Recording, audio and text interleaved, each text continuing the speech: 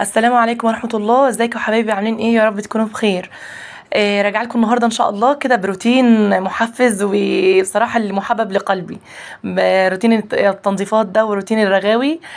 طبعا في الصيف ما فيش اختلاف عليه، كلنا بنحبه. يلا بقى قومي تشجعي وتنشطي معايا.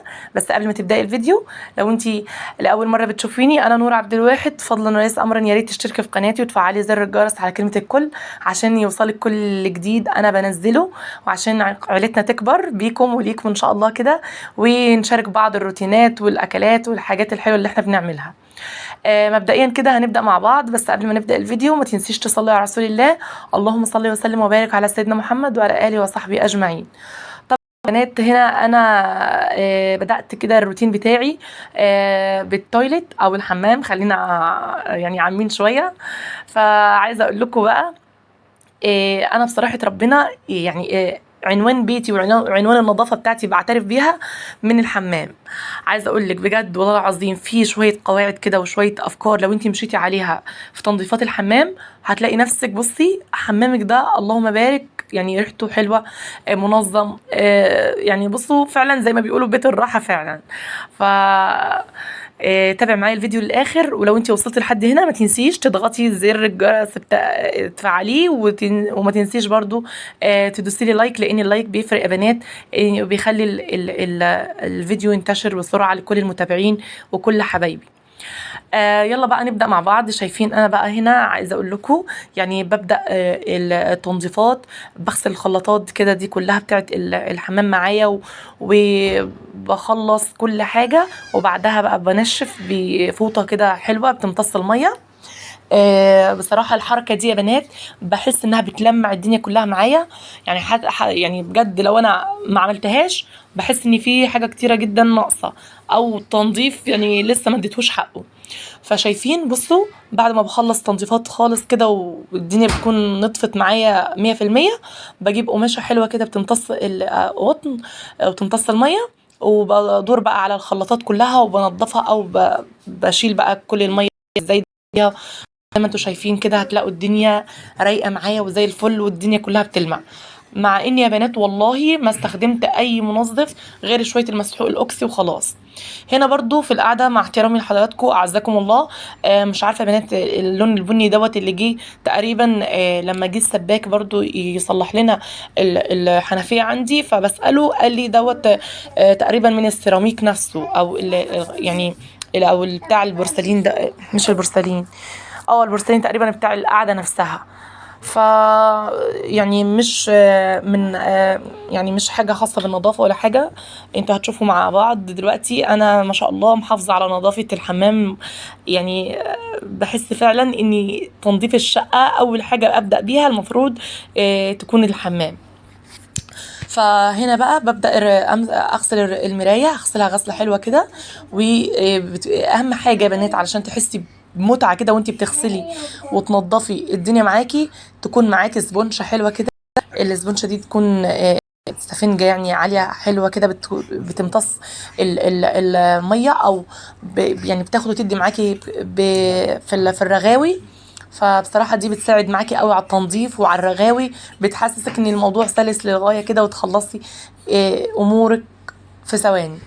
هنا بقى الاسبونشة دي يا بنات بصراحة بحبها قوي، ودي مخصصاها للتويليت. فهنا بقى زي ما قلت لكم بجيب شوية مسحوق وبغسل كده. هغسل الخلاط الاول، وبعدين هشطفه، وهغسل الحوض غسلة حلوة نظيفة. فده هتسأليني وتقولي يا نورة، طيب يعني الحاجات دي يعني هل حمامك مثلا بيقعد قد ايه وهو نظيف كده؟ انا يا بنات التنظيف دوت بصراحة مش هكذب عليكم. طبعا خلينا متفقين ان احنا يعني مع احترام لحضراتكم، ان كل ما بتخش الحمام طبعا، او كل مثلا ما بتعملي اي حاجه، بتغسلي وشك، بتعملي اي حاجه، بتتوضي، لازم تنظفي حواليكي. بتمسحي مثلا الارضيه، بتنشفي مثلا حواليكي، بتخلي الدنيا رايقه. ده اساسي بتعمليه طبعا. لو ربنا يا رب كده يديم علينا الانتظام في الصلاه، لو انت بتصلي طبعا على طول وفروض الصلاه على طول بتتوضي وكده، فدي لازم يا بنات اساسي بتنظفي الارضيه وبتنشفيها، وزي ما قلت لك كده بتنظفي حواليك. تاني حاجة يا بنات، ودي اهم حاجة، الحاجات الخلاطات دي بتاعت الدش والبانيو والحاجات دي، لو والقعدة نفسها، القعدة نفسها كلها، يعني انا مش هخبي عليكم واقول لكم كل يوم انا بغسلها ليه، لاني بصراحة بتبقى نظيفة. فانا عايزه اقول لكم الوقت ما بلاقيها مثلا خلاص هي عايزه تنظيف مني، فببدا بصراحه، فيعني مش اقل من 3 4 ايام خلاص. 3 4 ايام يعني، وبرضو على حسب استهلاكنا في الحمام، وعلى حسب ما ربنا بيكون هادي العيال وبيكون الدنيا رايقه معايا. فزي ما قلت لكم كده، لو انت، انا الحمد لله يعني ماشيه ميري زي ما بقول لكم كده في تنظيف الحمام، فبتلاقوني الحمد لله ما باخدش مجهود خالص، ما ببذلش طاقه للغايه يعني، وتلاقيني بقى قلبت الحمام راسا على عقب وكده. فزي ما بقول لكم كده الحمد لله انا كل يوم ايدي في الحمام، عشان كده التنظيف العميق دوت انا ما بعملهوش غير كل اسبوع تقريبا خلاص. فطبعا تنظيف البانيو وتنظيف القعده نفسها، الخلاطات، الحيطان بتاعت الحمام، الباب، كل حاجه خاصه ومتعلقه بالحمام انا بعملها خلاص. وبرده تالت حاجه يا بنات، يا ريت ما تسيبوش اي هدوم متعلقه في الحمام. يعني بعيد عن النظافه، وبعيد ان الواحد نفسيا بصراحه ما بحبش او ما بقبلش بصراحه ان انا البس هدوم خلاص اعلقها في الحمام وبعد كده ارجع البسها تاني. غير كده يعني النفسيه بيقول لك بتسبب طاقه سلبيه قوي. طبعا واحنا الحمد لله عايزين نتغاضى عن الطاقة السلبية بأي شكل، فمش معقول ان احنا اللي نجيبها لنفسنا خلاص. فخلينا متفقين يا بنات اني ما نعلقش اي هدوم خالص، غير مثلا الحاجات اللي هي حتى الفوط. يفضل يا بنات ان كنتوا بتستخدموا الفوط مثلا اثناء الشاور وخلاص، وترجعي بقى تنشريها على الحبل، بحيث انها مثلا تاخد برضو يعني زي ما بيقولوا دراع شمس معاكي وكده. فدي انا بصراحه يعني العادات اللي انا بقول لكم عليها دي اللي انا ماشيه عليها في تنظيف الحمام بتاعي، وفي عاداتنا في استخدام يعني ايه الفوط. بس كده يا بنات الجزء دوت خلاص انا بدأت ونظفته معاكم. دخلت على الجزء التاني بتاع القعدة. طبعا اعزكم الله، لازم يا بنات صراحة يعني القعدة يعني تفتح النفس كده، المفروض لما انتي تكوني منظفاها تنظيفة حلوة كده وتحس انها مشبعة بالرغاوي.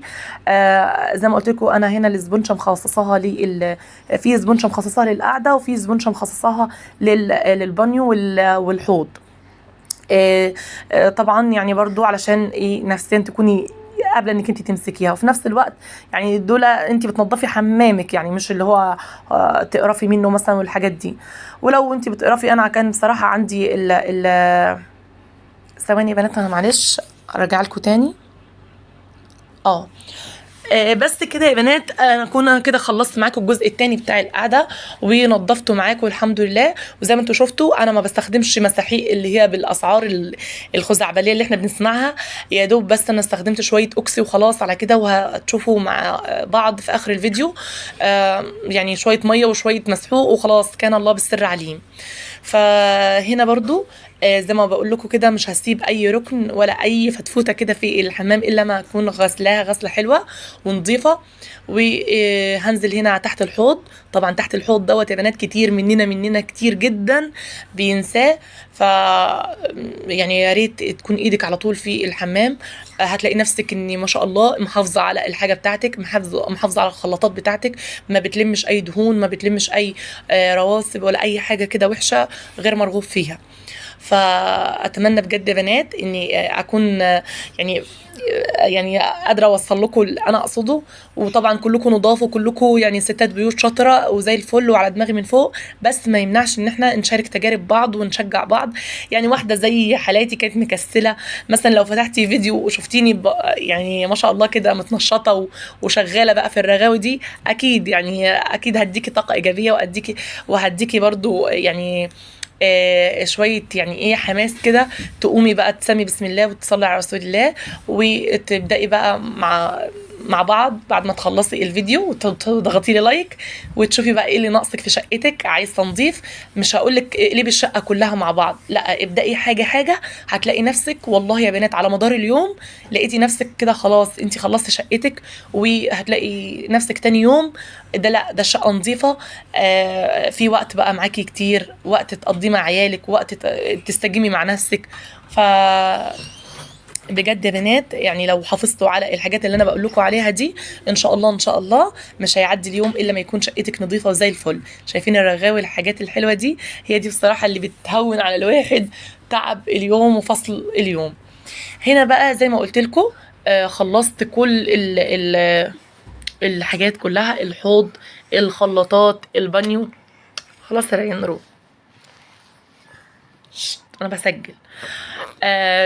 معلش يا بنات لو اي صوت داخلي دخل كده ولا كده هتلاقوا ابني الرخم بيرزل، بس يا ريان عيب. فهنا بقى زي ما قلت لكم خلاص كده همسك الباب، همسك الباب. وطبعا هنا فروحه دخلت قالت يا ماما بصراحه بنتي عندها هوس كده تنظيف معايا، لما بتشوف اي رغاوي بيكون نفسها مفتوح، ماما والنبي انا نفسي انضف معاكي. فقلت لها تعالي انت كده، بتقول لكم ما تنسوش اللايك، واهلا يعني يلا كده ما تنسوش اللايك. لو انت وصلت لحد الدقيقه دي ونسيتي تعملي لايك، يلا انزلي دلوقتي اعملي لايك علشان الفيديو ينتشر بسرعه ان شاء الله، واكون متشجعه ان انا انزل لكم فيديو جديد. هنا خلاص بقى كده بعد ما دعكت الارضيه دعكه حلوه كده بالمقشه وبشويه مسحوق، هنزل بشويه ميه وخلاص كده هشدهم بالمساحه، وكده خلاص هكون خلصت معاكم ان شاء الله الارضيه، وهشطف الباب والحوض، وخلصت كده يا بنات. يا بابا يا بنات عذرا للمره التانية لو اي صوت داخلي كده ولا حاجه، ابني طبعا ما بيفتكرنيش غير لما اجي اسجل، فسامحوني بقى. هنا برضو زي ما قلت لكم خلصت بقى تنظيف البانيو والقعده والحوض وكل حاجه. خلاص كده هشد الميه الزايده في الارضيه، وكده خلاص اكون خلصت معاكم يعني 80-90% من تنظيف الحمام. واهم حاجه يا بنات، واللي بحس ان يعني تنظيف الحمام ما بيكملش غير بيها الحركه دي، ما تنسيش السليبر او الشبشب بتاع الحمام. اهم حاجه في ده كله لازم تنظفيه تنظيفه حلوه. وطبعا انا هنا بغسله بصراحه المنتج دوت يا بنات، انا مش بعمل دعايه ولا حاجه، بس بصراحه ربنا بحس انه بيرغي جدا وبيديني تنظيف حلو. اللي هو الهلوبه دوت اللي هو من ماي واي.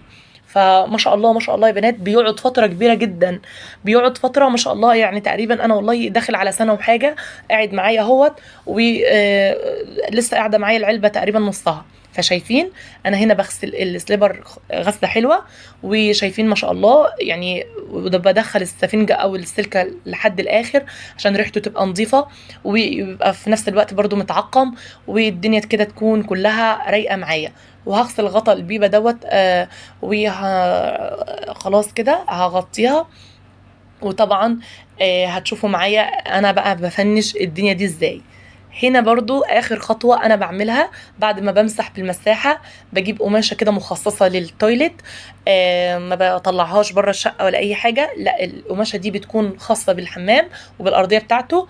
واي حاجة كده زايدة ولا اي حاجة كده مطرح العيال مثلا ما بيغسلوا ايديهم ما بيستخدموا الحمام ولا حاجة، بلاقي نطرات مية مثلا ولا حاجة، بروح على طول في ثواني من الشفا، وبرضو بغسلها وبعقمها وبخلي ريحتها زي الفل على طول. ويعني عايزه اقول لك القماشه دي بتتغسل في اليوم 6-7 مرات. طبعا وقت ما كل ما بنخش نتوضى بنغسل وشنا بنعمل اي حاجه على طول يعني بغسلها. ارجو ان انا اكون خفيفه على قلبكم، الفيديو يكون رضاكم ومنطقه وترجعكم كده. ولو انت يعني شايفه اي حاجه تنظف معاكي، قومي كده سمي بسم الله، وبعد ما تعملي الحاجات دي لازم تسمعي الفيديو وتتنشطي. والسلام عليكم ورحمه الله وبركاته. معلش يا بنات للمره الاخيره، انا بحسب ان الفيديو خلاص ده كده اخره، فاتضح اني لسه في يعني بتاع كام ثانيه. فاتمنى بجد يعني ان انا اختم معاكم وانا خفيفه على قلبكم. اتمنى ان كنتوا تدوسوا لي لايك وتفعلوا زر الجرس على كلمه الكل، وتشيروا القناه لاصحابكم وحبايبكم عشان القناه تكبر ان شاء الله وعيلتنا تكبر باذن الله. و هسيبكم في حفظ الله ورعايته، تستجموا مع المنظر والروتين القوي دوت. استنوني في فيديو جديد وروتين جديد ان شاء الله. كانت معاكم نور عبد الواحد، وهسيبكم في حفظ الله ورعايته، والسلام عليكم ورحمة الله وبركاته.